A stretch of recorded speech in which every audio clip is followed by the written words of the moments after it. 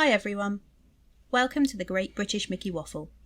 This is the episode for April 2020.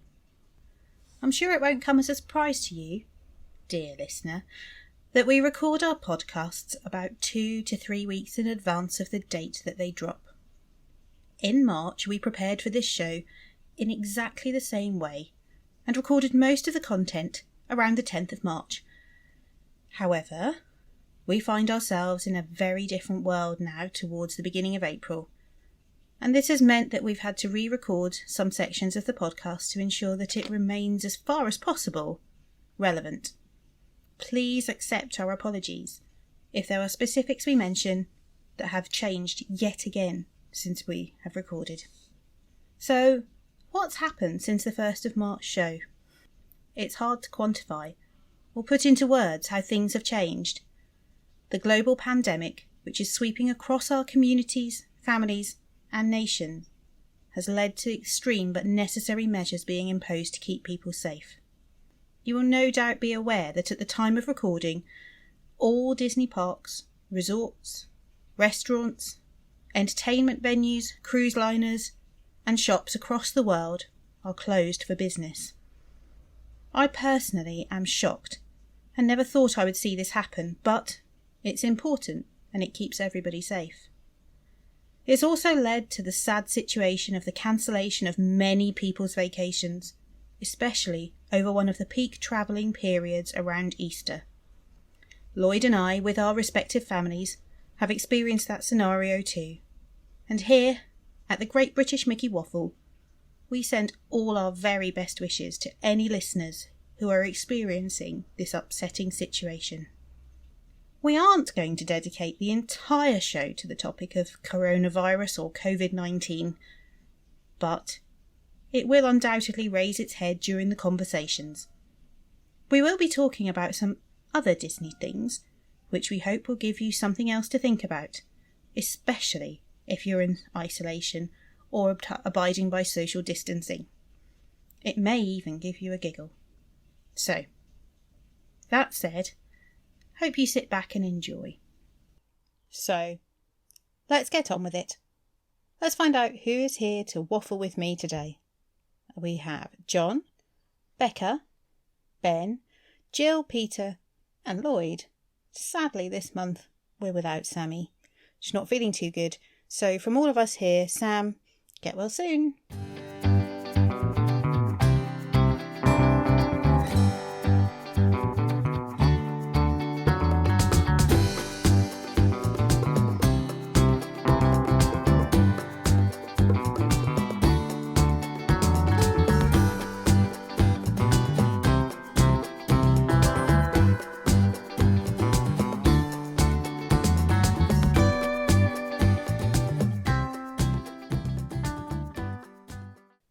There's an important topic I have been desperate to discuss. The chat now just comes with a bit of a health warning though, and just like Inspiration Falls on the Jungle Cruise, it may encourage you to go. When you find yourself in a Disney park and you need to use the conveniences, then let's face it, we all have our favourites. And, well, the ones that we try to avoid and hold on a bit longer. It's a bit of an odd topic, but it's the one attraction that absolutely every guest who visits any park across the world will visit. My personal thoughts are that you can always tell the quality of an establishment and its cleanliness by the bathroom situation. So, let's hear from the team about which of the facilities, restrooms, bathrooms, loo, washroom, toilet, water closet, lavatory, bog, comfort station, latrine, john or potty is the one that you all like to frequent. So, where shall we start? Peter? Right, can I go a bit slightly off the question? Slightly, already. Are you cheating? Yeah. That's my game. But I think I'm going for the toilets on the Disney Magic. Ooh. Yeah, because not only is there somebody in there all the time, not only do they clean them, I'm after not sure I you... like the sound of that. Okay. You have to share the loo? In the evening, there is a person looking after the loos all the time, all evening. An attendant. Yeah, an attendant. Okay, They a clean it bathroom for attendant. you Okay. after you use it. They clean it after you use it. Seriously, each individual That's very person personal. gets a totally clean loo. Yeah. And they say, have a magical day when you leave. Yeah. Oh, I'm not sure I'd like that. So is this best or worst, Peter? Well, no, these are the cleanest toilets ever. They are I should fantastic. think so. It sounds a bit creepy. Yeah. I think that might make me a little bit uncomfortable, to be honest with you. Peter, was this like the Halloween themed cruise? No. Somebody is paid to make sure that the toilets are up to scratch on Disney cruise ships. Oh, that poor cast member. Becca, I cannot wait to hear what it's like. That's going to have to be a live segment for you when you go to the bathrooms hoping that when it's you just go on on your cruise. I'm hoping it's just on the magic, not the fantasy. Not only that, they will chat with you. They'll chat with you Yeah. What? While you? while you're washing your hands. Okay. Oh While you're no! washing your hands, they'll chat with you. I've got different visions in my head now, Peter. That's it. No. This is just not right. I think I'm going to cancel our cruise. Oh. Anyway, let's Okay. That's not where I thought this conversation was going, but it's great. Thank you, Peter. Have you got any loos that you avoid, Peter? Yes, the one in Disney Village in Disneyland Paris. Oh, by the sports cafe. By the Sports Cafe, yeah. Oh, They are yes. the least well looked after. Attended. Yes. They're the ones that I tend to avoid, yes.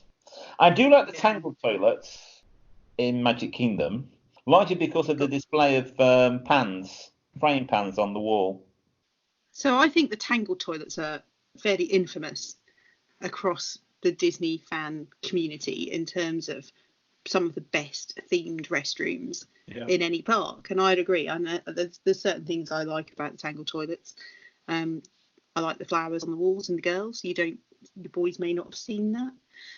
The thing that I like most is the picture of Maximus on the door, which is fantastic. The Maximus I think he's on the door next to the gents, and he's got a typical Maximus look on his face, and that makes me chuckle every time I see him. What about you, Becca? Have you got any particular loos you are a fan of? Oh, quite a few actually. See, it's not just me who's a bit strange and obsessed by decent loos. No.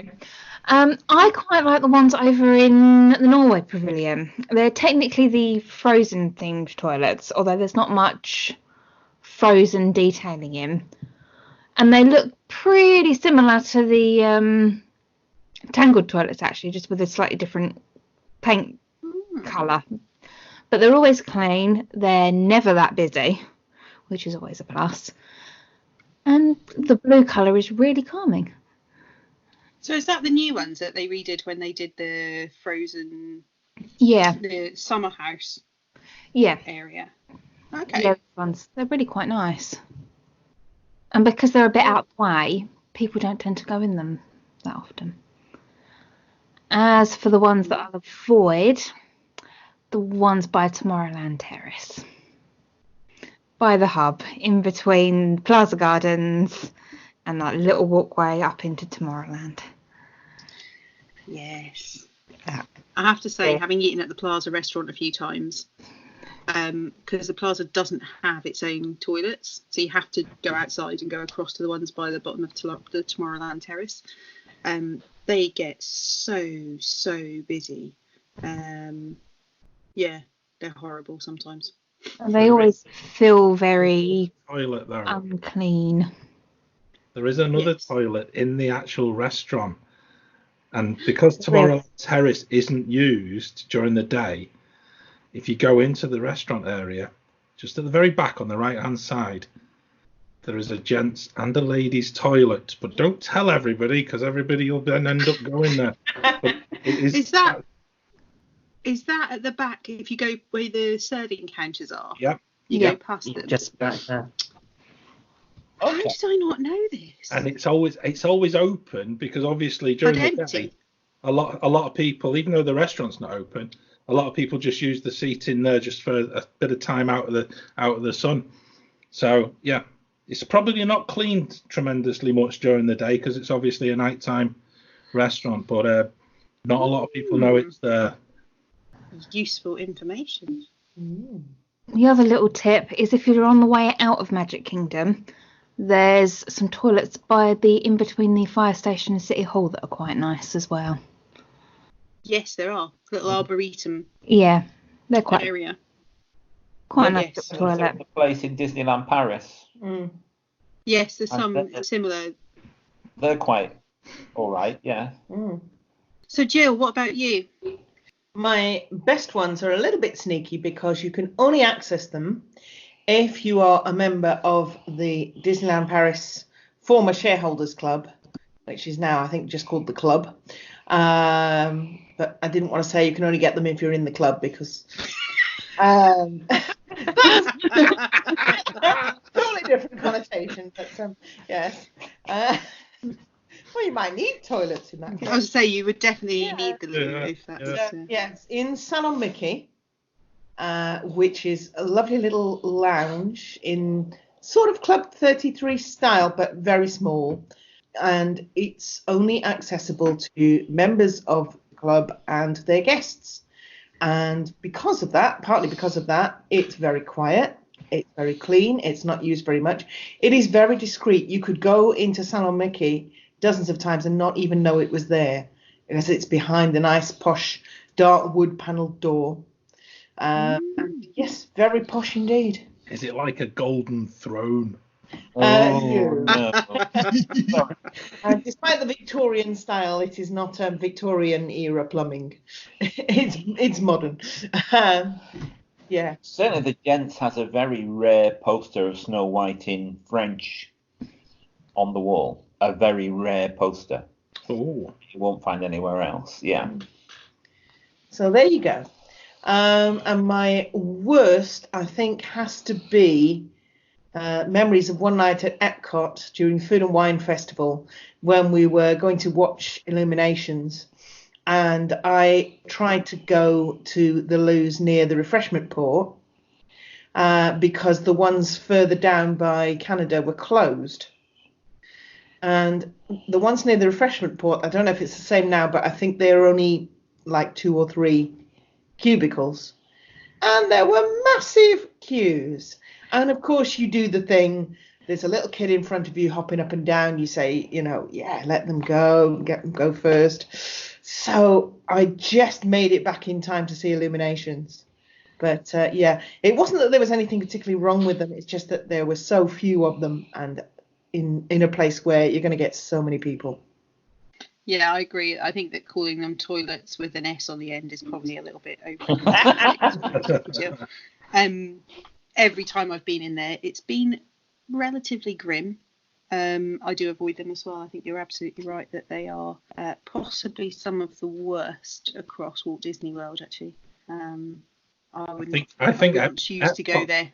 Epcot's very badly served, and actually some of the worst examples are around that sort of the old mouse gear, and there were. Oh yeah.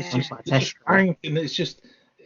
I think the way they were built is like plastic porta cabin style, and in the American heat, that's not a good thing. No, and there's also not very many of them. So if you're over towards Mission Space, you've got a bit of a hike, to be honest with you. So if you get a bit overexcited on the orange version of Mission Space, you could be in trouble. What about you, John? You've mentioned a couple on the go, but have you got any others that you would choose to visit? It's quite a subjective thing with this, really, because actually it can simply depend on who's been in the restroom 5 minutes before you, or actually how recently the best toilets have actually been cleaned. I know, but it's interesting. Have you seen that they're now doing a new well, I think probably for the last year or so, the custodial attendants now, if you mention to a cast member that the toilets aren't acceptable, Yeah.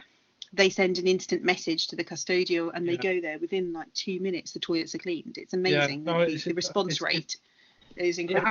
has to be, and I think fair play to Disney. I think that's that's actually quite a positive that they're actually flagging it up.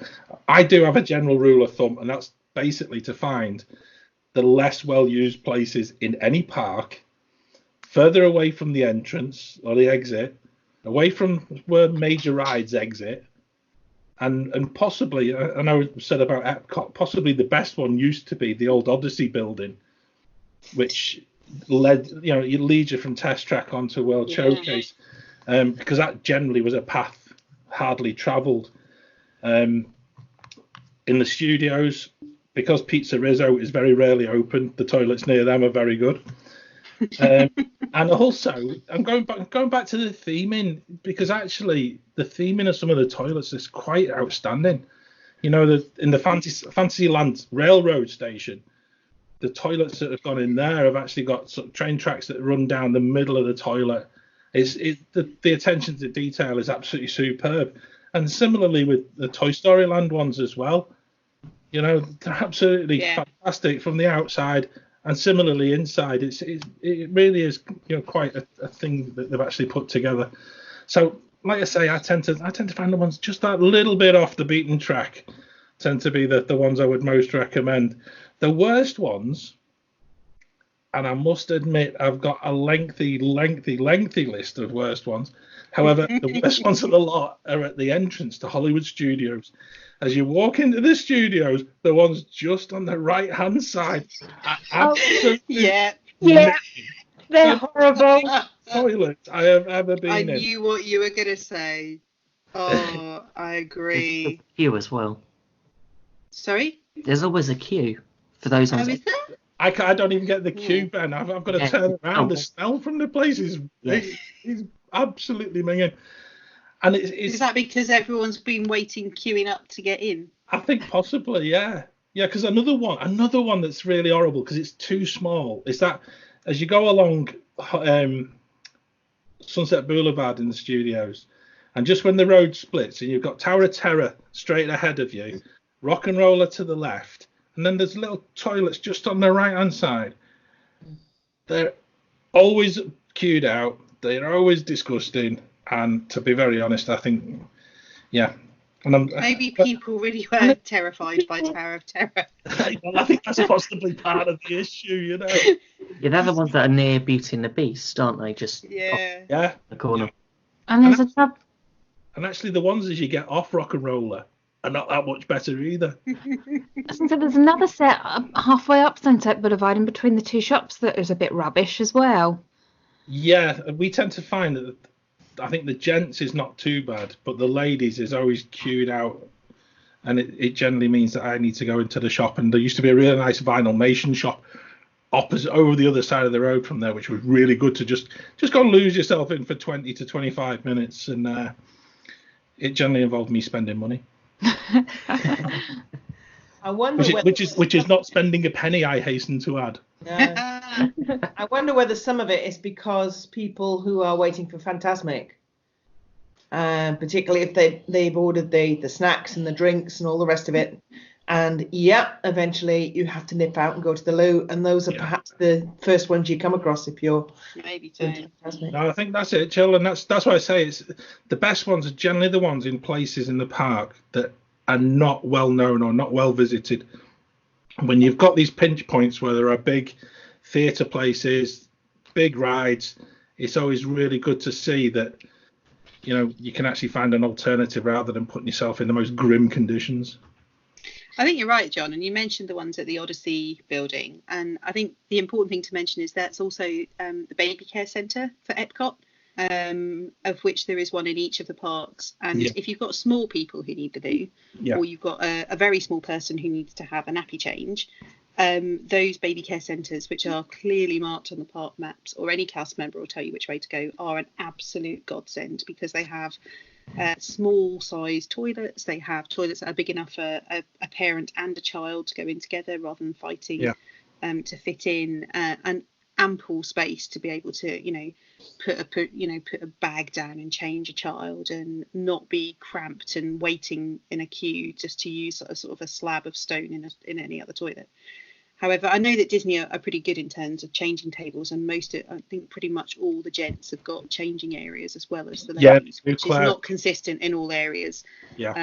So, if you are using a restroom and you've got a small person who needs to have a nappy change, then you can equally share the duties if necessary. Well, we actually found it easier for me to go and change the boys certainly when Joe was very young, and he was with his first visit, and because the gents is possibly the one that is less well used, we were done and dusted a lot quicker. But I've got to say that's one of the real strengths of the Disney parks and the facilities that they actually do offer for families with young children. Yeah, those baby care centres are great. I noticed at DLP the last time we went, a lot of the toilets actually have kid-sized toilets and child-sized toilets. Yeah, they do. They've got family-sized loos, which are great actually. So it's easier for small people. I think also some people don't realise until they actually go in that the baby care centres have everything you need if you need to buy something. They've got everything you're going to need. Yeah, they absolutely do. They've got food, they've got nappies, they've got cream, they've got, you need it, they've got it. They've got wipes, the lot. And the staff in there are really helpful as well. You can warm food up. They've got baby food if you need it, and a space just to chill. Yeah. So I know that we've mentioned it before when Lloyd did his little discussion. I think it was on one of the first episodes about visiting a small child. But yeah, I can't praise the baby care centres enough actually. The baby care centres on the ships are themed to It's a Small World. Oh. That's nightmares. Yeah, scary. Don't walk fast, you might break it. Oh dear. Yeah, there you go. What can I say? What about you, Ben? Where's your comfort station of choice? The best one that I can think of is the one in Kidani, Animal Kingdom Lodge. It's the ones just by Sanaa. They are really nice. The smell in there is like Maple and Whiskey have just like been selling candles to Disney. Of just I don't know what they use in there, but it's amazing. That's a good call out, man.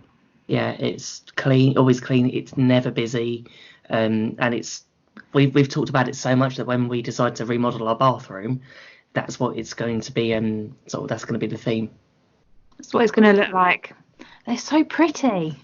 Not worst one. I agree with a lot of you, but it's a difficult one. It's a lot of them are quite busy, but generally most of the ones that are the entrance to the park, and I'm not sure with the Epcot construction whether the ones just by the entrance to Epcot, ones that were there, I think on the right as you go in, they were always dreadful. The smell was you could smell from outside by the lockers. Yeah. I don't think I've ever been in those ones. Probably just as That's well. a good idea, Claire. Yeah. I think went in the once first trip and never again. Turned around and came back out again. Yeah, it's horrible. Oh dear. But there's so many good and bad toilets, but I'd say good ones that come to mind are the ones in Pandora and the ones in Galaxy's Edge, just purely for the theming alone. Yeah. They're just very industrial, but they just fit the theming. I know the ones you mean in Pandora, but the ones at Galaxy's Edge obviously I haven't been to yet. So, and they're not called toilets, are they? They're called something different. You have to use the correct terminology. Is it just the fact that they're actually just new? Is that what the difference is? Possibly, but also that is just a different theming to what you'd normally expect. Yeah. What about you, Lloyd? Have you got any favourite toilets or worst toilets that you want to mention, or are you happy with wherever the need arises? Happy. I'm happy wherever. Behind the tree, Yeah. But they've moved those trees now from in front of the castle in Magic Kingdom, so I'm scuppered. Well, when we did Phantom Manor last time, one kid did jump out and went behind the tree. Oh dear. Really? Seriously, yeah. In the queue. In the queue. Yeah. Phantom Manor, Oh. just before the gates. Shanghai Right. Disney is known for it, for kids Yeah. weeing into trash cans Yeah. Oh no. and things like that. It's acceptable, sexually acceptable. You've either got to be very tall or a very small trash can. Or have a very agreeable Don't go there. Obviously why they got rid of before puss. you say it. Is that the real reason it's closed? Carry on. I've lost again. In terms of the worst toilets, I don't notice a toilet being bad unless it's worse than the toilets I used to go to in Llangollen, to this outdoor pursuits place, and the toilets were that bad. They were horrible. And so if a toilet is above that benchmark, it doesn't really register as being bad. So I haven't really got a worse toilet in Disney World or Universal Parks or anything. Best toilets, and again, I can't remember why, but I remember going into Gico and thinking these toilets are fantastic. So this is Gico over in Jambo House, Animal Kingdom Lodge. I went into the bathrooms there and I thought, this is brilliant, but I can't remember why. I think there was it might have been a waterfall behind glass, or I might be getting confused. I don't know. Has anyone else been in the Gico ones? Yes, but I can't remember. Can't remember. It was a long time ago now. The theming in that restaurant is amazing. Yeah. I wouldn't be at all surprised. Yeah. I remember thinking it was really, really nice, but I can't remember why. So yeah, if any of our listeners have been in there, remind me of why I thought it was that good. And just echoing what's been said about the baby centres, absolutely brilliant, really, really good for mums and dads or anyone with a child to go in there. The AC for a start. I don't know if you've talked about that aspect. Toilets lovely, big, and then just the feeding aspect as well. I know it's slightly off toilets, but you've got the feeding rooms which are darkened. There's a couple of chairs in there, so you might get other people coming in, but they rock and they swivel so you can face a corner. So if a mum wants to feed in private, she can just face out the way from anybody else and do it in almost near darkness, really. So they're really, really good parts of the park. Yeah, I think they're amazing, actually. I think they're very well thought of, very well planned and very well executed in terms of support for families. They're fantastic. And as Peter said, they've got all the amenities you might have forgotten. You probably, as a parent with a little one, you most of the time overpack what you need. But if you have by chance forgotten anything, then you can get whatever you need in there, which is great. And there's always a cast member on hand as well to help you with anything you need. And I've found in the parks, they tend to be, you go through the main entrance and at some point it's a left turn. And I don't know if that's intentional. Or it used to be anyway. Magic Kingdom, you go up and it's just near Crystal Palace on it. Crystal Palace next on to the left. They're quite often near the first aid station. Yeah. Right next certainly in Hollywood Studios, it's next door to the first aid station, which is at guest services on the left hand side as you enter the park. Yeah. Epcot, you go. It's the Odyssey building. Past which is where the first aid station is. Yeah, over to the left again, isn't it, as well? Around Animal Kingdom. No, I can't remember either. No.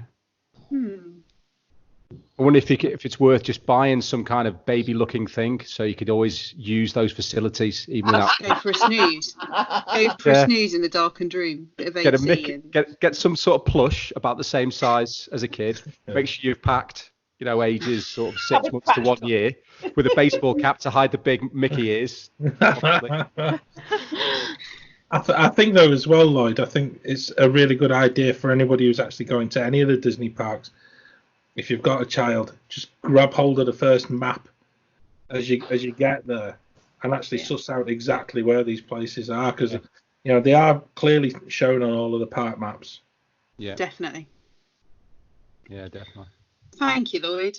So it's only me left, and I think there's a couple of places that I would choose. One is in Disneyland Paris, behind the restaurant that's never open. So Toad Hall, which is in Fantasyland, If you go all the way past there towards the Fantasyland station, which is also closed at the moment because the railroad's not working, there is a toilet tucked away round the back there that's always empty because everything around it is closed. And there's also a loo in the walkway between Adventureland and Frontierland, which is hidden away behind the Indian village. So if you take the cover, I'm sure that everyone who's listened to us before knows that you can walk from the entrance to the back of Disneyland Paris without going outside. You can go do the whole thing undercover.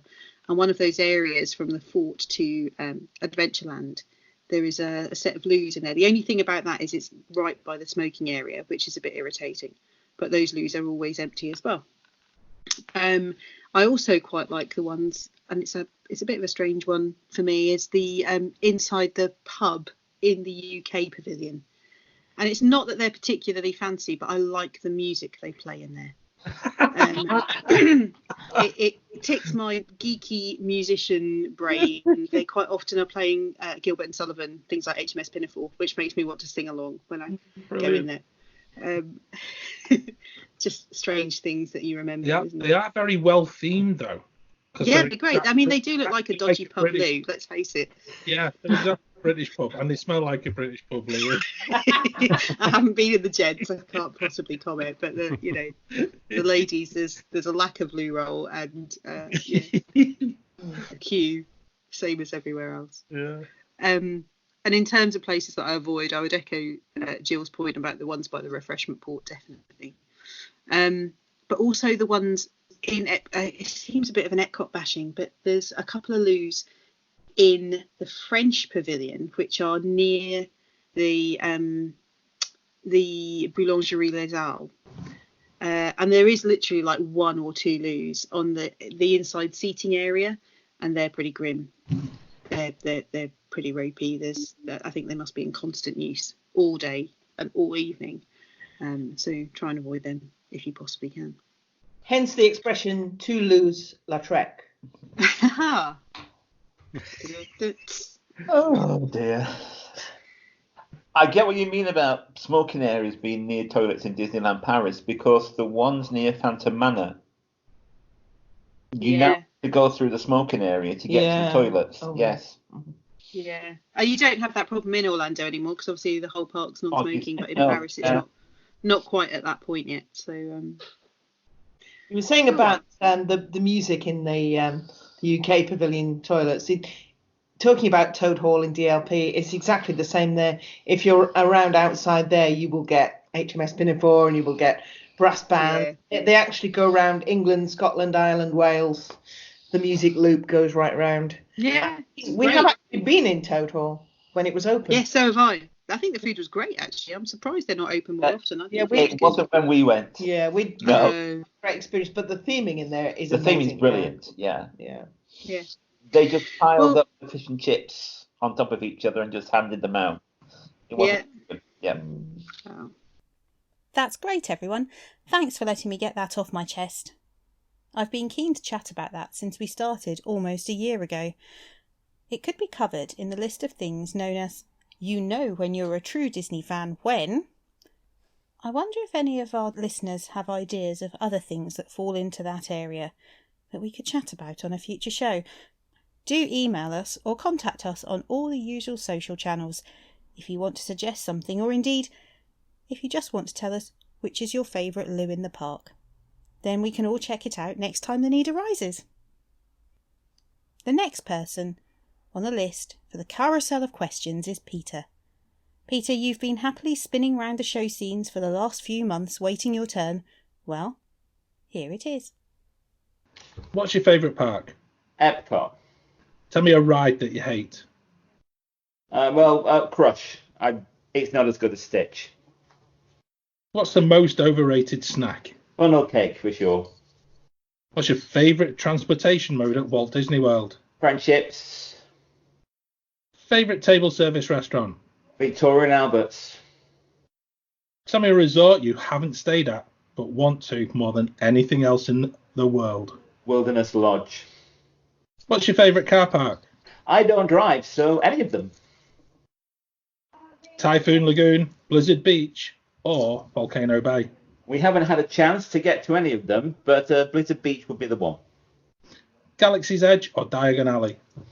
Diagon Alley. Early morning or late night park visit? Late night. Keep the Magic or Backstage Detail? Backstage Detail. Favourite other podcast or vlogger about Disney? Curious Axel. And the last one, on-site or off-site? On-site, for sure. We only have 2 more of our carousels left to share, and we'd love for some of our listeners to share their answers to our 10 questions. If you would like to be involved and let everyone know which resort or car park is your favourite, you can contact us at themickeywaffle@gmail.com. Or, if you're part of the DIB, drop us a note on the podcast forum, or reply to the show notes.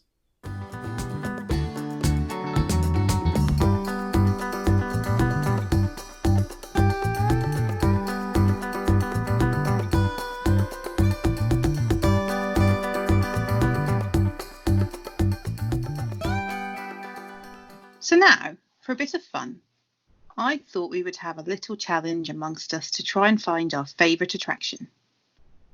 The rules are that we have to choose one winner from each of the subgroups, and then we'll pit them against each other in rounds until we choose our overall favourite.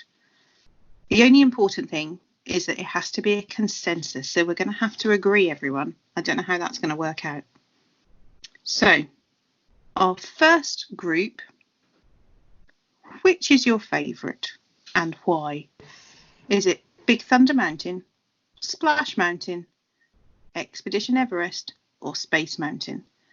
I went for the first 4, went for the mountains. Go on then, discuss. Okay, I'm going to say something. Big Thunder Mountain, but are we talking Paris or Walt Disney World? Oh, I think that's open for discussion and up for negotiation there, Ben. Whoa. I'm going to say it's got to be Paris, hands down.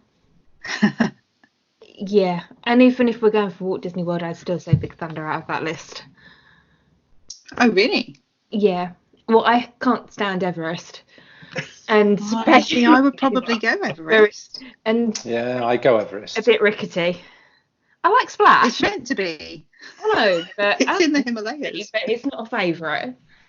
Everest would be higher up on my list if they could fix the Yeti, but I don't know. Everest would be higher up on my list if it didn't hurt my neck. No, it wouldn't. I'm lying. I don't like that ride. I'm with Lloyd. I love Everest. Yeah, I'm Space Mountain. Peter. Hyperspace Mountain in Paris is like 6 million times better than Space Mountain. Yeah. And Yeah. Big Thunder Mountain in Paris is better. Yeah. I would go Big Thunder Mountain. I go along with Ben. Big Thunder Mountain. What does everyone think of Splash? Must do or not? Yeah, I think so. That's definitely a must-do, Ben. I think it's one of the. I actually think it's a really, really good ride, even without some of the theming as regarding films that we're not allowed to mention, etc. I like the theming. Films not coming soon to Disney Plus. Yeah, the Dukes of Hazzard of Disney films. The best we like is going I on love Splash. the theming of Splash.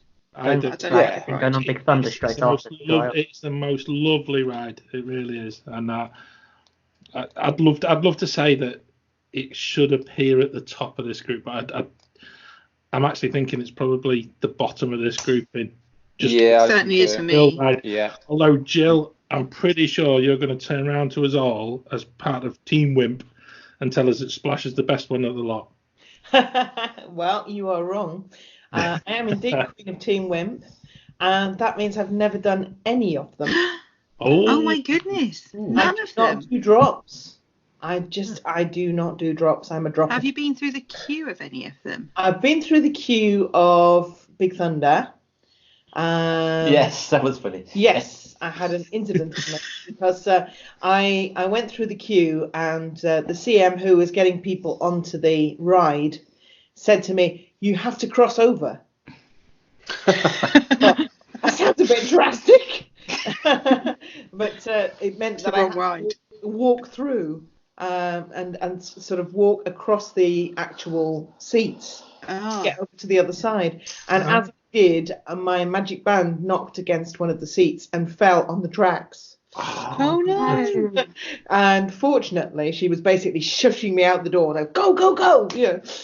Because obviously she couldn't start the ride until I'd gone. And told me to go to the exit.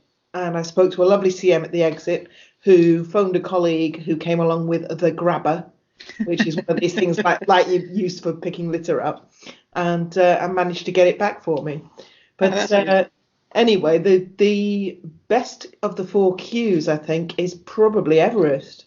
Absolutely agree. There's a lot. Everest queues are amazing. Yeah. I agree with you on that. So, Yeah. You see, that's the thing for Everest. The queue is amazing.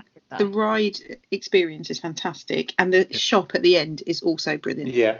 There's nothing not to like about Everest other than the Disco Yeti. I didn't But the whole of Everest, like you said, Claire, I think So good. I think as well, even if you're in the fast pass queue, the theme of the fast pass queue is equally as good as normal queue. Yes, it is. Yeah. But then when the 2 queues sort of meet towards the very end, before you actually get towards the actual platform of the station, some of the boards that appear at both ends, since Magic Band appeared, if you keep an eye on some of the boards, your name will appear interactively. Oh, really? Only once in a while. It doesn't happen all of the time. But your name can appear in some of the expedition tours and things like that, as recommended by. And then your name that's on your band is linked to it. It's really, really good, but a really hidden bit of magic. I think the thing is, space at Walt Disney World is just, I don't know, it doesn't live up to what we would expect from a thrill ride. It's backache in a ride. Yeah. Yeah, basically. It hurts more than Indiana Jones at Disneyland Paris. Yes. And there's also like absolutely no dignified way of getting in or out of those ride vehicles. If you get in, getting out is it's horrendous. It doesn't matter how young and nimble you are. Yeah. It's horrific. First time we I've tried rode, to get in out of Orbitron at Disneyland Paris with a skirt on. Definitely no dignified way to get in and out of those. First time we rode space, I nearly fell into it. Oh. So that would have been a fun way to. The first time we rode space, my brother lost his camera on it. And it survived. Oh no! Survived, Oh, wow. and he got it back. Yeah, that's impressive. That is impressive. I'm not sure where he lost it, whether it was like up towards the top or not. It was his own fault. He hadn't secured it properly. Yeah, see, There you are. there's a really good lesson in that, because I've got a son who takes great delight from taking selfies in strange places, and has also started doing it on different rides, which I've got to say is not the best idea. But I could just imagine, and it's his phone contract, he pays for it. So if he drops it, it's his fault. Yeah. Well spoken, Dad. So a consensus on. That's what I was need saying. consensus. Everest. Everest. So we've got 3 Everest, Big Thunder. Big Thunder. Big Thunder. Ooh, 3 Jill. Big Thunder, Jill. Jill, you're the I decider. have to go for Everest because the bits of it that I've actually experienced. Yes. Hey. That's as much as a That's consensus we're going to that's get. Brilliant, Jill. Thank you.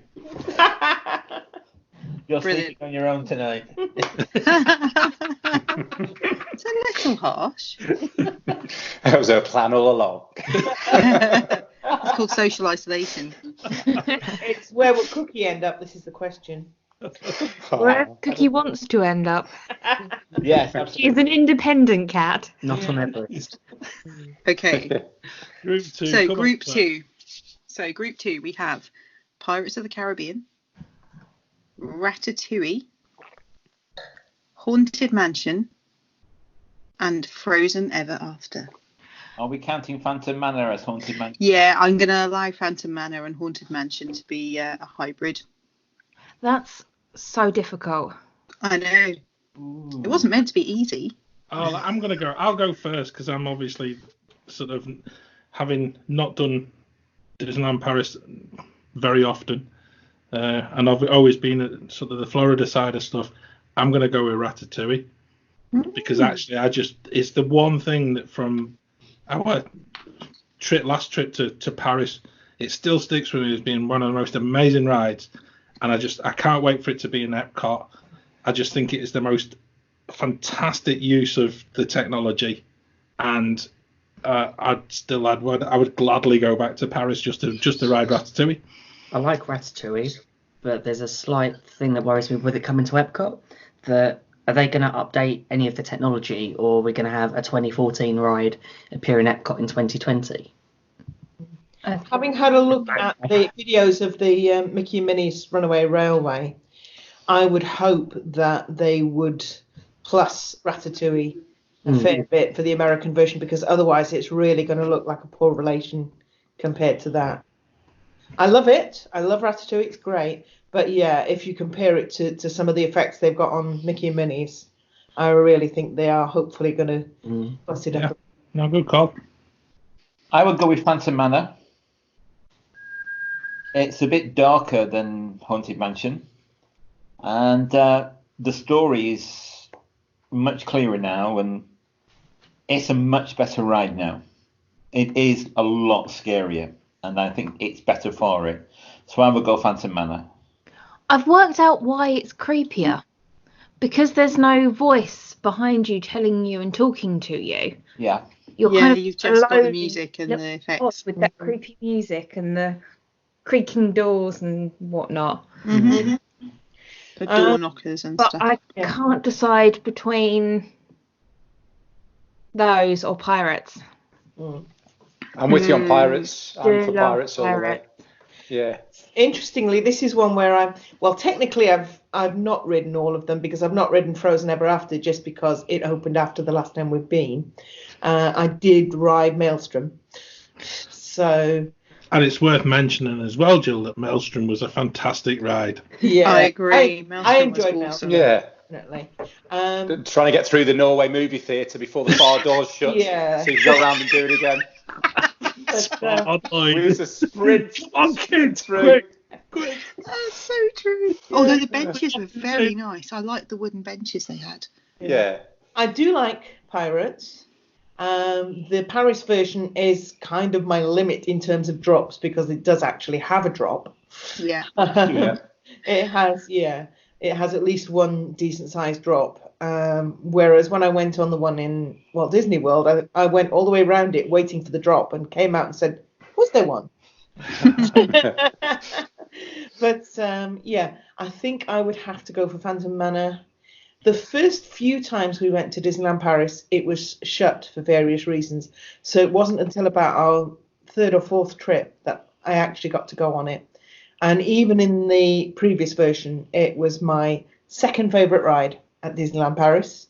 Those who know me will know my favourite is, sorry, It's a Small World. But anyway, the new version, utterly brilliant. Really, really good. Love the Vincent Price narration. Thank goodness it got put back. And just a really amazing ride. So much detail. I think what adds to it as well, Jill, is the fact that it's one of those conveyor belt rides, where it's constantly moving, so the queue's constantly moving. So it feels like you're constantly in motion. You don't ever feel like you're waiting too long. So Haunted Mansion and Phantom Manor, I think that always adds to the ride a little bit as well. Definitely. With Haunted Mansion, it's definitely my pick, especially for the CMs and the character that they are in. It just adds something to the whole experience. I agree, and I think I'm going to go Haunted Mansion as well, just because it's such a classic. The queue, the attention to detail in terms of the landscaping outside. Everyone knows I'm the geeky ride backstage detail person, and I just love the tiny bits of really clever detail they put into the whole experience. The lift, are you going up, are you going down, is it staying still and the walls are stretching, who knows? The audio, the pictures, the lighting, the cobwebs that aren't really cobwebs, or are they? The whole thing is just so cleverly put together and so brilliantly theatrical, and that's before you start adding in the ride effects. I just love it. I think it's absolutely genius. That would definitely be my pick. And I couldn't choose between Haunted Mansion and Phantom Manor. I think they're both brilliant. I think I have to agree. And when you consider that it was created before all of the high-tech special effects, and it manages to have those great, how on earth did they do that moments? Apart from that little head that pops up in the graveyard, that's the cheesiest little bit. The screaming head with no body. Have one of the best songs as well. Yeah, absolutely. You know, Sherman Brothers, brilliant. So have we got a clear winner there, do you think? Definite winner there. We do. Okay, so Haunted Mansion wins Group 2. It's like Crufts. Best in show. So Group 3, and hopefully, Jill, these are a bit more up your street. So Group 3 has Peter Pan, Living with the Land, Kilimanjaro Safari, and the Jungle Cruise. Oh, that's a difficult one. Ooh. That is a really difficult one. Much as I enjoyed Peter Pan, I've done it dozens of times at Disneyland Paris, and it's not, as I remember, that much different in WTW. It's great, but I don't think it can compete with actual real live animals. So I think I'm going to have to go for Kilimanjaro Safaris. Okay. Excellent. Well, Living with the Land is dull as ditch water. Oh, Controversial. controversial opinions. Folks. So Fake news. I won't be voting for that. It's kind of a toss-up between the safari and the boat ride. Kilimanjaro Safaris. I'll stick with Kilimanjaro Safaris. I think it's great seeing all the animals. The narration is very informative. I'll go with Kilimanjaro Safaris. I agree, Peter. It's a great ride, isn't it? Because every single time you go on it, it's different. I think that's the benefit of Kilimanjaro Safari, that you don't know which animals you're going to see, which animals you're not going to see. Often, quite a few of them. It's that anticipation of, will the giraffe walk in front of the vehicle, and or will the warthog look at me? I love the safaris, but I also love Living with the Land. But the old version, I like the song. So my pick in this group, absolutely 100% due to the theming, the absolutely brilliant script, is always going to be Jungle Cruise. It's too good not to go on, and that's without it sinking and requiring a snorkel or scuba gear or whatever it is that it requires, or the rock, actually, without any of that. Just the bog standard Jungle Cruise and the ridiculous jokes. I love it. I could ride it over and over and over, and it's one of the first fast passes that I will book for any Magic Kingdom day. We did Living with the Land for the second time during our last trip. We hadn't done it since our first trip, and we were going along thinking, why haven't we redone this ride before? It's such a cute little thing. And then it got to the bit where they say something about wasps, and it's like, that's why we've not done it. You don't like wasps. I don't like wasps. I don't want to have to try to jump out of the boat. So unfortunately, not Living with the Land for me. Until you should do the behind the scenes tour, Becca, because that explains how they use natural pesticides like ladybirds, or as they call them, ladybugs, and wasps and stuff. It's really good. It's very informative and cheap. It is a great tour, that though, Claire. It is on our list to do, actually. It's just those pesky wasps. If I say wasps, you would have been fine. Yeah, but I do have to agree with you. It's got to be Jungle Cruise. I do love Kilimanjaro Safari, but there are just some of those skippers that are spot on every time. We've had one lady a couple of times, and each time she does it, she is spot on. She's brilliantly hilarious.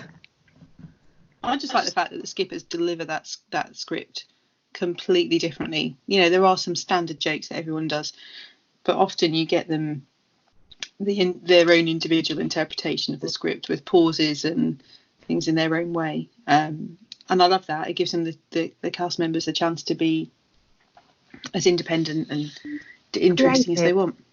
I Yeah. think my favourite joke was, now we're going to turn down the Amazon because it's way too loud.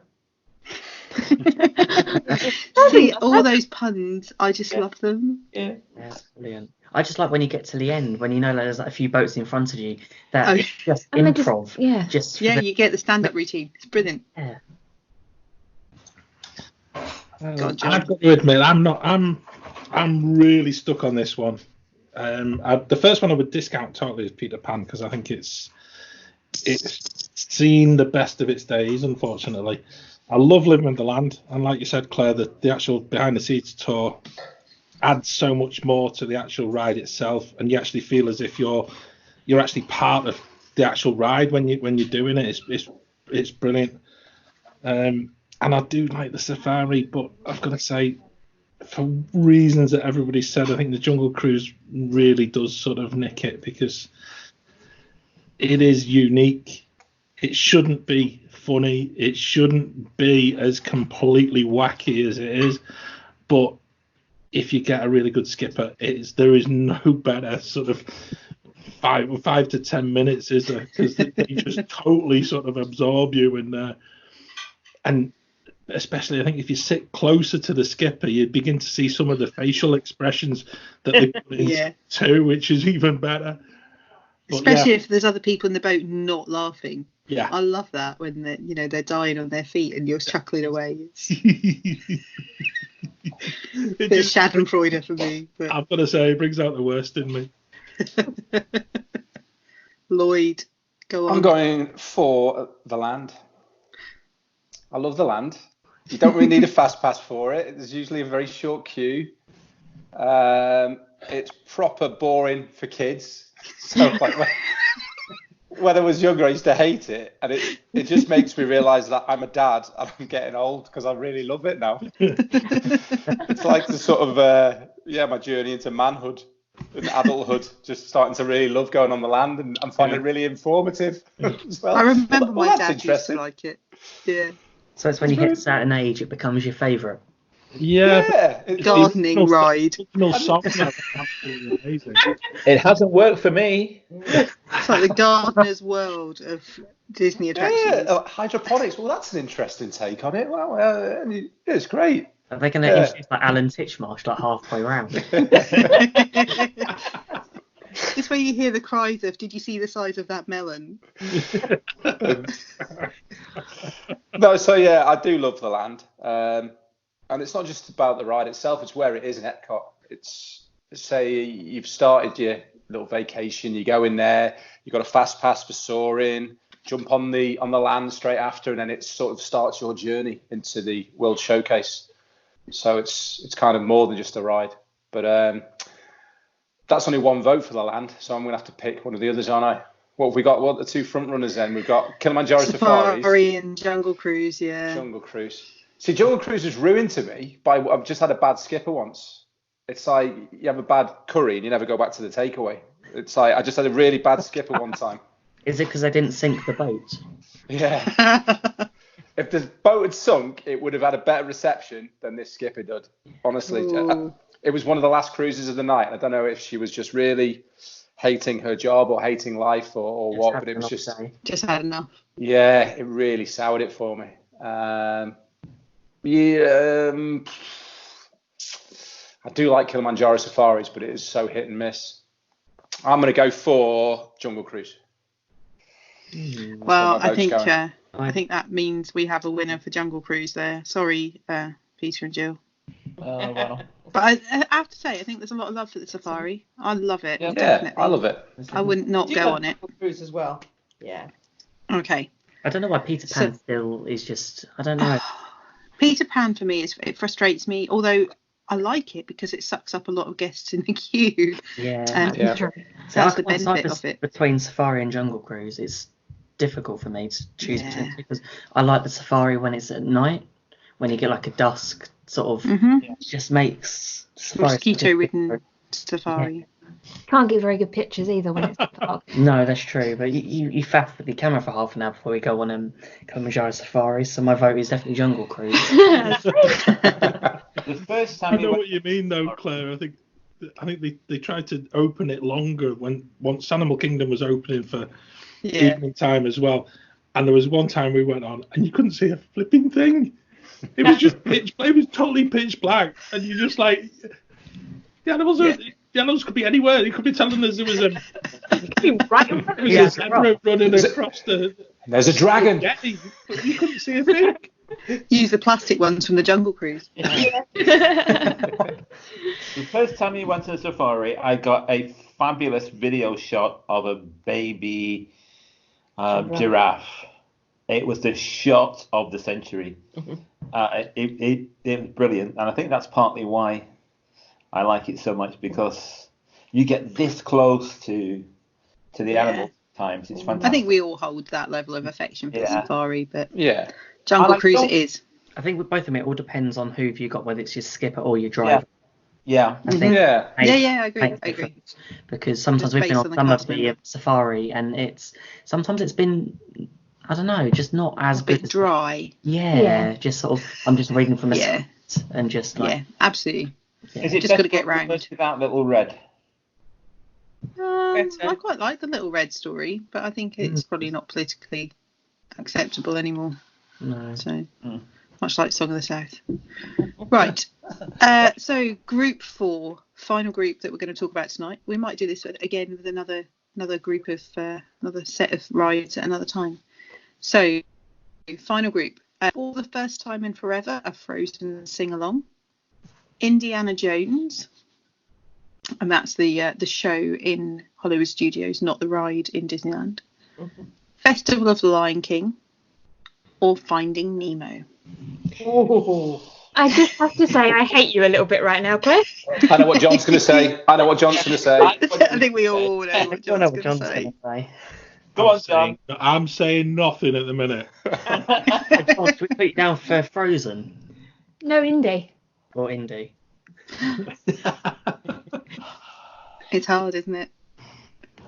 I'm going to put my flag in the sand straight away for. Oh no! You see, I was going to say something, and now I'm really reconsidering. I'm going to wait and let's see what everyone else. Think about That's what I'm doing. Think about when the Raiders theme starts, like really loud in the Indiana Jones theatre, and the hairs and the back of your hands all stand up. No. You get goosebumps. Well, you're girls. I'm talking to Ben and Peter here. I like going to the film, so this has nothing to do with that. No, don't do it for me. I'm a girl, by the way. No. There are probably only 2 of these kind of sit-down show things that I actually enjoy, and one of those is the first time in forever, and the other is Festival of the Lion King. That's me as well, Becca. I'm in exactly the same position. The rest of them, I can take or leave. I can't actually choose between those two because it completely depends on the cast. Pardon? It depends on the cast members that you get for Frozen Sing-Along. And for me, Lion King. Some of them can't sing as well. Yeah. It's really hard. I am. Why did I make it so difficult? I don't know. Why did you make it so difficult? You're punishing yourself for something. You hate yourself for something. I know. Me. Go on then. I'm going to go Frozen. It's the only show that I will just laugh all the way through, and it just brightens up the day at Hollywood Studios when you're stuck in queues for Millennium Falcon. Yeah. It just breaks up the park. It's just such a nice something. There's never hardly any queue. You don't need to waste a fast pass on it anymore because it's trying to find that third ride to do at Hollywood Studios. I think there's a part of me that really wants to say Festival of the Lion King because it was one of the first shows we saw. But I think for those same reasons you just said, I'm going to have to go for Frozen. Plus, you get the soap snow at the end. Snoke. Snoke's always fun. I haven't seen the Frozen in Orlando. I've seen the one that was in Paris. So I don't know how alike they were. They're completely different. Okay, I can't judge that. But out of those other 3, I would go for the Lion King. It's a varied show. There's lots happening. It's fun, and yeah, it's exciting. You didn't put my favourite on the list, which is Mickey and the Magician. No, I didn't know. There you go. So of those, I would definitely go for Lion King. Right. Jill? I'm going to stir things up a bit.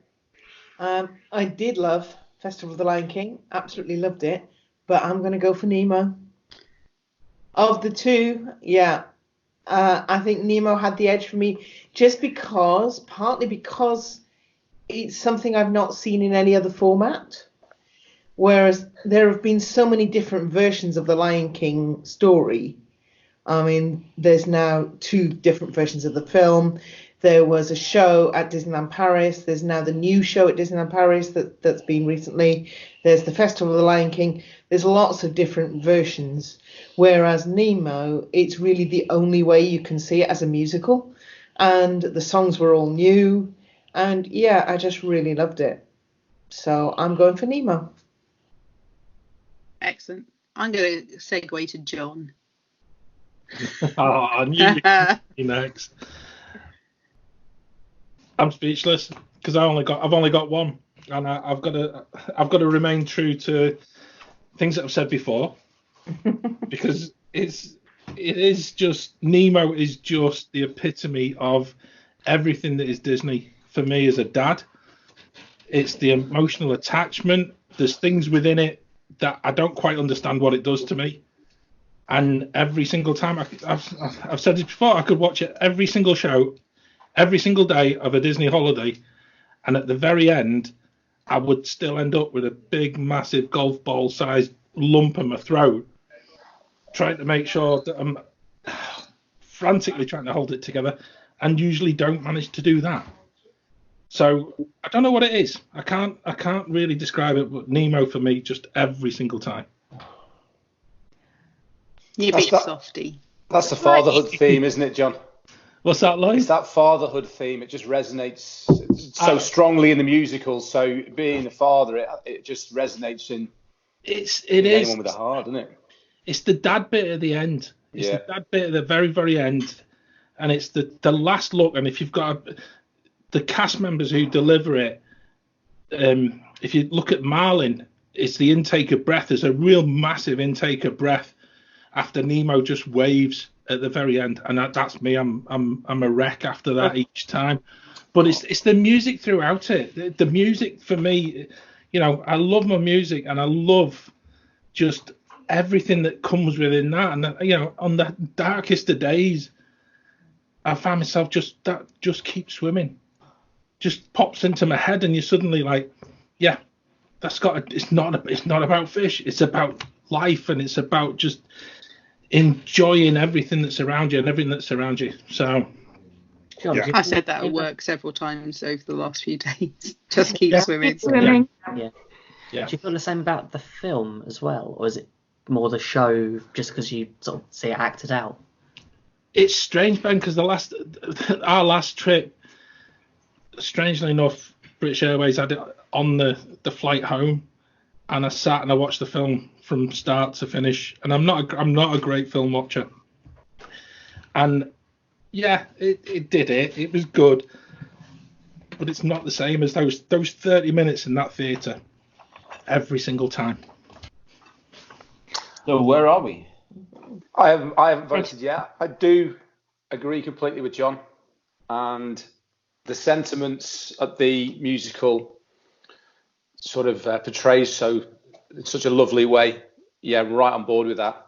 However, I've got to stick with my love and every boy's dream who was born around the same time as me to be in an Indiana Jones movie for 45 minutes and hear the music going and seeing Indy being chased by the boulder, getting run over by the boulder, being chased through the markets with Marion, and the music, the Raiders theme and basket game theme in the background. It's brilliant. Absolutely love it. And then the one I saw as well, a guy got taken out of the audience and he got accidentally punched in the face and did a backwards roll. and that was brilliant. So I love that. From the moment that the theme tune starts at the beginning, it's my little boy inside me. It's that little boy's dream just to watch that.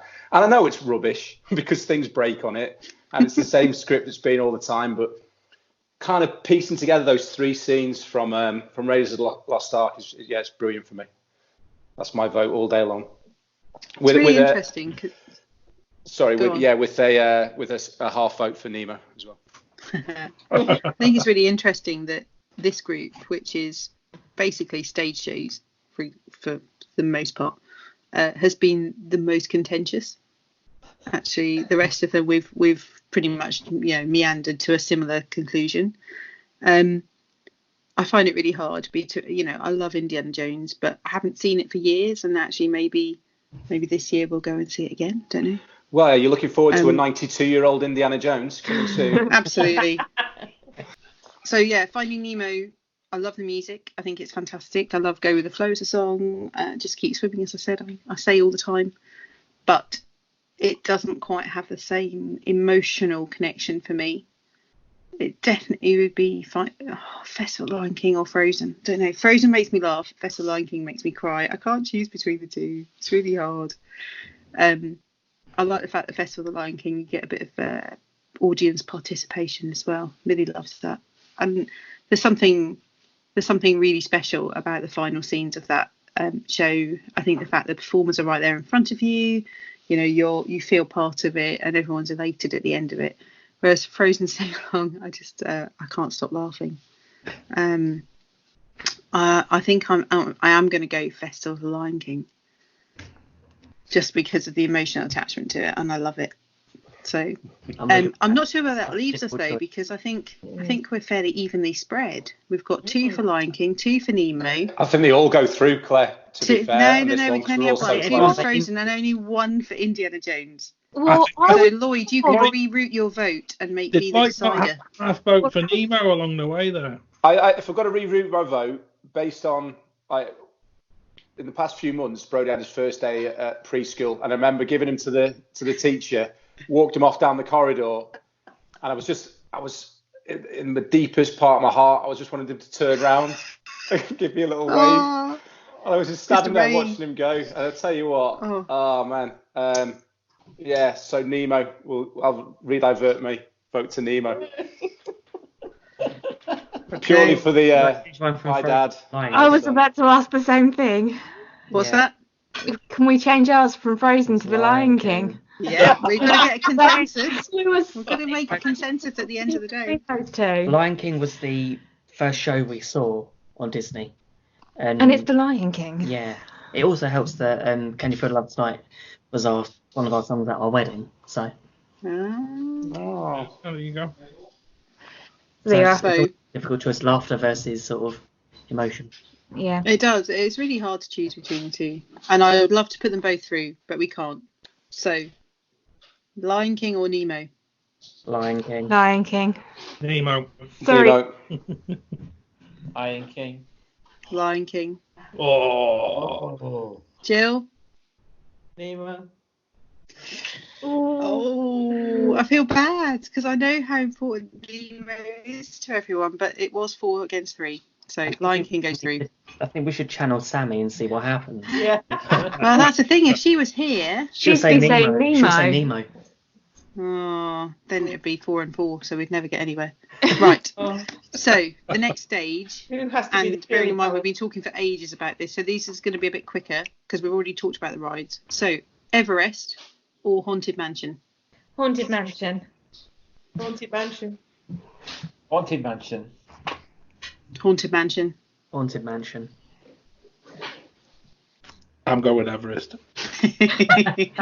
Contradictory. There's always one. And it's always me. Lloyd, Everest or Haunted Mansion? Everest. Oh, and now there's 2. Okay, so Haunted Mansion wins. That one. That's easy. And Jungle Cruise or Festival of the Lion King? It's impossible. Oh. Jungle Cruise. Jungle Cruise. You just saying that because Nemo didn't get through. Lion King. Festival of the Lion King. Oh, I can't choose. You've got to. Festival of the Lion King. Jungle Cruise.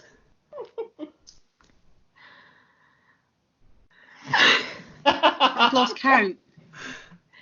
Should we start that Where again? are we? No, I've just lost count of where we are. I've kind of, John was Jungle Cruise. Jill was Jungle Cruise. I was Jungle Cruise. I was Lion King. I was Lion King. I was Lion King. Oh, it's 3 against 3. I get the deciding vote. No. Oh. This is going to give me nightmares for days. This was your idea. We have. I know, it's my own record. fault. I am going Jungle Cruise. Boom, done. Okay. Yeah. Sorry. So, final round. No, Claire. You know what you've just done? See, this is fun. I hope the listeners are enjoying this and they're not like squirming. Haunted Mansion or Jungle Cruise? Oh! Is it interesting we've gone for 2 classic attractions? Yeah, it's weird, isn't it? I'm just glad Small World wasn't on this list. No, it's just It will not be happening. next month, don't you worry, Ben. That's Okay, right. so Haunted Mansion or Jungle Cruise? Round 2. Ride ratings by the Okay, great I'll start. British Mickey Waffle. Go on, Peter. You've already made your decision. Haunted Mansion. Yeah, I'm going to go Haunted Mansion as well. I'm going with Haunted Mansion as well, and I've not voted for it in the past 2 rounds. Ben, Becca. I'm staying silent. Oh, God. I don't know. So Funny hard. or creepy. Funny or creepy? Okay. Yeah. I'm going to go Haunted Mansion based on the fact that sometimes a Jungle Cruise, if you get a rubbish skipper, can be a bit pants. So I'm going Haunted Mansion. And I think all the theming of the Haunted Mansion as well, as you said in the first round. I think that's a good The one. only letdown I've always found of Haunted Mansion has always been when you've got someone that uses a flash on the ride, and it just ruins. Or when it suddenly stops. That's also true. Yeah. Or apparently when the door flies open, like recently. If you look, there are pictures on social media that it's been breaking down a lot recently, and just all the lights come on and doors are opening all around the ride. But then for purposes of this discussion, I'm the going Jungle Cruise Haunted sinks. So, I'm going Haunted Mansion. okay. Becca?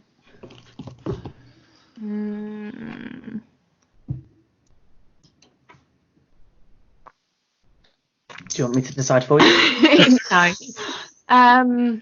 Haunted It Mansion. doesn't make for good podcasting, a big long I know, there's great big silence. silence. Edit it out. You listen to the radio and everything goes wrong. I'll get like And then it suddenly kicks in with another song because there's been too long a silence. sort of sound effect to go sort of in the pauses. Haunted Mansion. Like a. Lloyd, is it going to be a clean sweep? Yeah, I think it is, purely because Haunted Mansion, when it doesn't break and stop, is constantly moving. And I've seen Jungle Cruise in recent years where the queue is so long. Yeah. So I'm going to go for Haunted Mansion. There we are. Well, that was Yay. it was simple at the end, wasn't it? Let's face it. So That was out of the our hardest decision of 16 my life. attractions, the Haunted Mansion classic Disney Magic Kingdom ride was our favourite out of all of them. Wonder if That was next time- fun. Thank you, everyone, for humouring me with my ideas and discussing some really great Disney attractions. So thank you for that.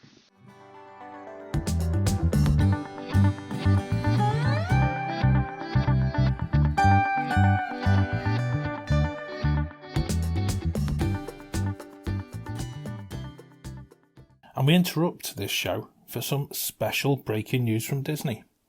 There's exciting breaking news that's coming from Disneyland Paris today, and it's a version of the Skyliner being planned to bring British visitors closer to Disney in Europe. The newly appointed CEO for this project, Avril Fish, has promised heated cabins travelling from the south coast of England and reaching the park in speedy, safe and Disney-reliant transport meaning there will no longer be a need for the ferry, Eurostar, or even aeroplanes to Paris, possibly with a view of reducing the carbon footprint of each UK Disney visitor. The aim of this is to make visiting Disneyland Paris as easy for our British visitors as it was before Brexit. Avril also detailed the inspiration taken from the bridge or tunnel proposed to link Scotland and Northern Ireland. Building work is expected to start today, and with orders already placed with the company who designed the Walt Disney World Skyliner, it promises to be an exciting highway in the sky. And now, back to the show.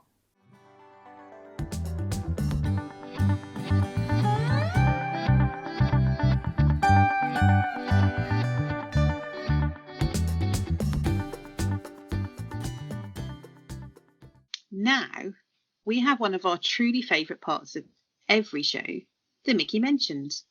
So who's up first? John? Yeah, thanks, Claire. This is a bit of a special Mickey mention, and it's to someone I know has been an inspiration to all of us on the Great British Mickey Waffle. And it's still certainly someone who's missed on the dib. April the 20th sees the second anniversary of the death of our fellow dibber and our friend Jeffer. So, if you get the chance this month, just raise a glass in his memory from the top of Splash Mountain to the comfort of your own podcast listening towers. To Jeff, much missed, but always remembered. Absolutely. Chin chin. Definitely. Yeah, absolutely. Well said, John. So I've got a couple of Mickey mentions. Just want to say a quick happy birthday to my brother Daniel, whose birthday is on the 4th of April, and my cousin Sherry, whose birthday is on the 23rd of April. Cool. Happy birthday in lieu of everybody. Fairly certain my brother doesn't listen to this, and I'm not sure my cousin does. But What do you mean he doesn't listen? Why not? That's wrong. Is he family or not? I don't know. I'm fairly certain he does. He might do. If you do, Daniel, I'm sorry. He does now. Have a word. You will listen. Who's next? Well, I've got one. It's very close to home. It's a waffler. And I'd like us all to make a concerted effort, all together, because we're so good at that, to wish a happy birthday to our very own Claire. Happy birthday! Happy birthday! Oh, fantastic. I like the fact that it was so well put together and unanimous in your chorus of happy birthday. Nothing changes, does it? It's got better, I think. I really don't think it has. The more things change, the more things stay the same. Absolutely. One day we'll get there. Thank you, everyone. And I appreciate that a lot. Lloyd, was there something you wanted to announce? I was right, I guess. Yeah, you were right, Claire. Oh, wow. Whoa! For those of you listening, that was... go on, Lloyd. We were supposed to have a gender scan today, but it was cancelled. We've got our official scan, 20-week scan when we come back off holiday. But because we're going to Florida, we want to know whether to buy girly stuff or boy stuff. So we got like a private scan, but they cancelled it today. So we're trying to get it Sunday now before we go on Monday. Oh. Yeah, so we don't know what we're having. A new waffler. That's so exciting. A new mini waffler on the way. Yeah. Congratulations, Lloyd and Emma. Yeah. Superb, Lloyd. Well, congratulations to you both. Baby waffler number 3. I know, God. And as tonight's sort of events show, it's going to be bloody hard with 3 of them. I think 3 the little word you're monkeys. looking for is carnage. Yes, utter carnage, probably. You'll be fine. Yeah. Not much more than 2. My mate he had his first daughter, then he had twins next. Okay. And when I texted him, he said, "Yeah, I can honestly say 3 is too many." It's a bit late now. Yeah, he goes, 3 is too many. Sorry, Peter. 2 friends who have 5. Wow. So yeah, you just imagine what that's like. Yeah. Isn't it funny? That's what they say, isn't it? New house, new baby. Yeah. You'll need a new car next. Yeah. I have actually got a picture of my new car. Is it It just tied in. It came early through work, so I've got a new car. 7-seater? No, it's not big enough. So I'm tied in for 2 years. I can pay 1 month's lease to get out after year one, but I'm going to have to now because it's too small. I went for form over function. Shouldn't do. Yeah, failure. Well, that's really exciting. Congratulations. That's, Yeah. I had start of August. Wow. I had an inkling that might be what it was. That was my guess earlier on. I text Ben and said, I think Emma's pregnant. Well, I was hoping to tell you the gender as well. But That's brilliant. What they call it, not sonographer. Is it sonographer? Yeah, sonographer. Yeah, she had a death in the family or something today. So I was like, oh God. So they cancelled on us last minute. But we both had the afternoon off, and the kids were in preschool and childminder. So we went out. That's how this happened in the first place, isn't it? No, yeah. Well, I was hoping for an afternoon like that, but we went out for lunch instead. Do the kids know yet? Yeah, well, Bo will have no idea. Brody knows, but I don't know, he quite understands what's happening. Yeah. Does he want a brother or a sister, or does he not care? He changes his mind. Puppy. Yeah, he changes his mind all the time. Oh. Yeah, he's excited. Oh, brilliant. Yeah. That's very exciting. Good. Yeah. Cool. Yeah, cool. So the thing is, though, if you text Ben, Claire, about Lloyd's Mickey mentioned, so what do you think mine was going to be? I had no idea. We had a few theories. The first was that you booked a secret trip. Yeah, that was my theory. I thought you'd booked a sneaky trip. Oh, got you. Yeah. And then I thought maybe as I said to you, I thought maybe you were the new plush developer. That would be great. That's my dream job. That. Bring on the plush. Bring on the plush. The wall of plush. Yeah, I've bought most of it in the past 15, 20 years anyway. Yeah. Own it. It's all in the loft. Yeah. Just take it to the interview, you'd get the job. Yeah.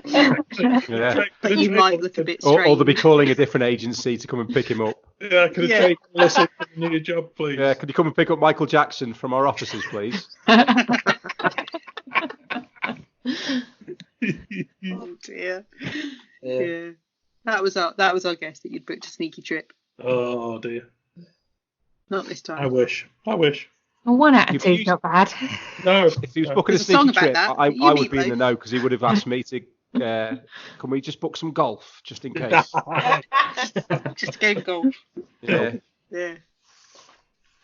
We have to book this resort because Oak Trail, is it Oak Trail or Oak Trees golf course is included in this package, so we've got to book there. Oak Trail is good. And we might as well get tickets as well. So foot golf. Otherwise, it's not good value for money. I think you can do foot golf as well included. I don't like foot golf. Yeah. My brother and his son did it when we were there last August, and it was apparently really good.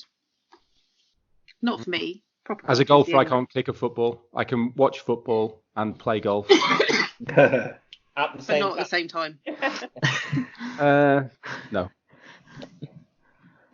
I can't do either. Fantasia Gardens is my limit. Cool. Did you see who was playing golf? Who was playing mini golf on a cruise ship recently? Oh, it was one of the vlogs. Adam Hatton and Gary C. Yes, it was either the ship was rolling or they're playing it in wind, weren't they? Which just defeats the whole object of playing it. We're gonna have to give that a go. We will, because I think they run the same golf. The golf on the ship. You got to do it in high seas though, proper rolling waves. Let's face it. For content for the YouTube channel. You're not going to want to go anywhere near the loos with the attendant. No, we'll just go back to the stateroom. Oh.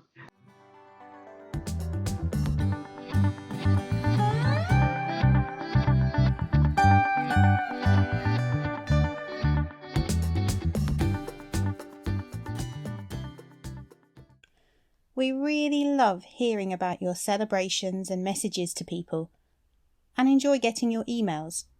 please do get in touch with us at themickeywaffle@gmail.com or at themickeywaffle on Twitter, Instagram, Facebook and YouTube.